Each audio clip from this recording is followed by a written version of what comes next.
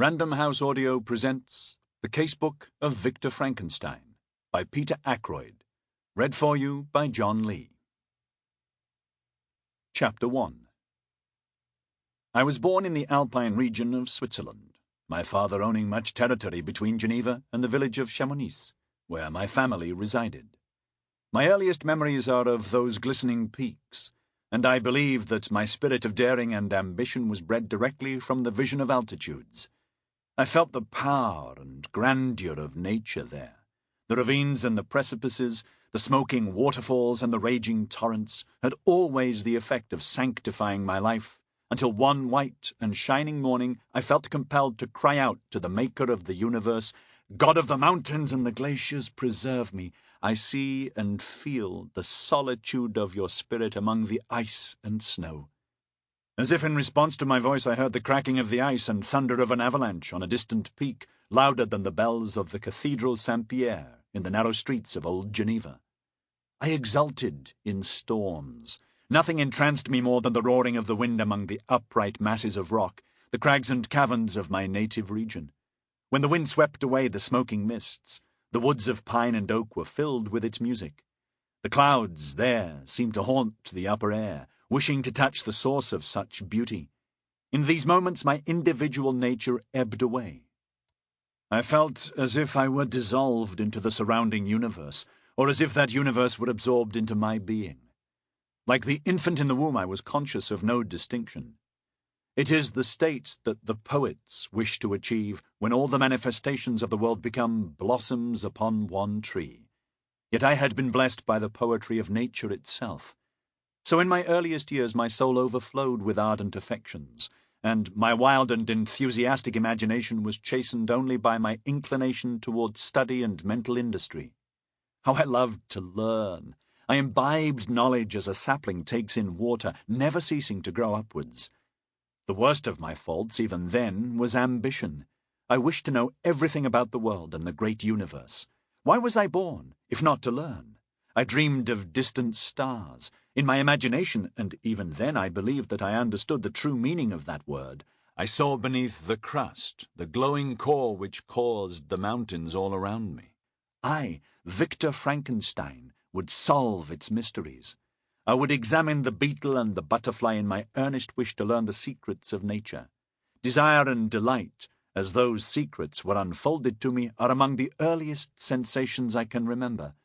My father purchased for me a microscope through which I observed, with indescribable interest, the hidden existence of the world. Who does not wish to study the unseen and the unknown? The force instilled within the most minute organisms, making them move and meet, filled me with wonder. After my schooling in Geneva, on the Calvinist pattern of industrious and patient study, my father sent me to the renowned University of Ingolstadt, where I began my first inquiries into natural philosophy. Even then, I believe, I knew that I would carve my passage to greatness. Yet I had always wished to visit England, where the latest experiments in natural science were being performed by galvanists and biologists. It was a place of practical learning. My father did not believe that country to be favourable to the education of my morals, however, but after many earnest entreaties and urgent letters from Ingolstadt, he finally relented.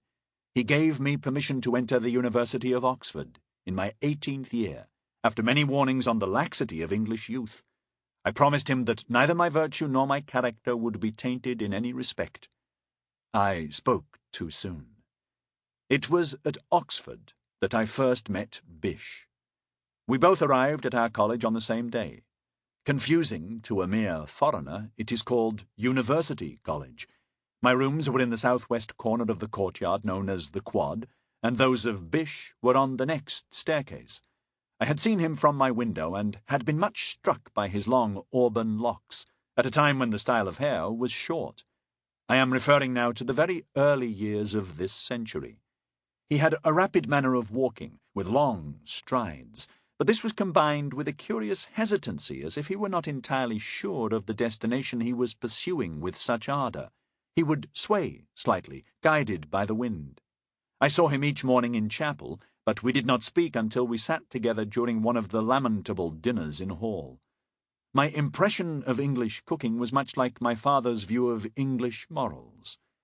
Bysshe was beside me, and I heard him speak approvingly to a companion about a Gothic tale written some years previously, The Fatal Ring by Isaac Crookenden. "Oh, no," I said. "You must read the novels of Eisner for pure sensation." Of course he noticed my accent at once. "You admire the German tales of terror?" "I do, but I am not a German. I am by birth a Genevese." "The nurse of liberty, of Rousseau and Voltaire. Why, sir, have you come here to the home of tyranny and oppression?" I had not heard such sentiments before, having been accustomed to think of England as the source of political freedoms, and Bysshe laughed at my expression of surprise. "You have not lived among us for long, I take it." "I arrived last week, but I believed that the liberties of the people—" He put his hands up to his ears. "I did not hear that. Take care. You will be accused of sedition, of blasphemy. How much do you think that fine body of yours is worth?" "I beg your pardon." "According to the government, it is worth nothing. It can be removed with no apology and no explanation. We have repealed habeas corpus, you see." I was quite at a loss to understand him, but then immediately he changed the subject of the conversation. "Have you read The Buried Monk by Canaris? Now there is a tale of diablerie." I had read the book a month previously, and, to my astonishment, Bysshe began to quote extempore the entire first paragraph, beginning, "There was never a peaceful hour in the monastery that, to the simple inhabitants of the region, was known as the place of echoes." He would have continued, but his companion at dinner, whom I afterwards ascertained to be Thomas Hogg, begged him to stop. "Why do you call it government?" Hogg asked him. "Why ever not? Should it not be the government?" "No, government is more powerful and more insidious. Government is some abstract and overwhelming force. Government is absolute. Do you not agree, minister from Geneva?" Bysshe looked at me keenly and curiously, and I replied as best I could, "If I were a minister, I would tell you that God differs from the God." He laughed out loud. "Bravo! We will be friends. Permit me to introduce you to Shelley." He placed his hands upon his chest and bowed. "And Hogg. My name is Victor Frankenstein." "A fine name. Victor is Roman, is it not? Victor Ludorum and such like." "It is an old name in my family." "Frankenstein is more perplexing. You are not an Israelite, since you attend chapel." I had not expected him to notice me there.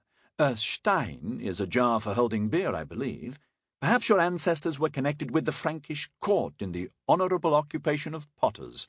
You come from a family of makers, my dear Frankenstein. Your name is worthy of acclaim." By this time we had got up from the long table and were walking back through the quad. "I have wine," Bysshe said. "Come and join us." As soon as I entered his rooms, I knew that I was in the abode of an ardent spirit.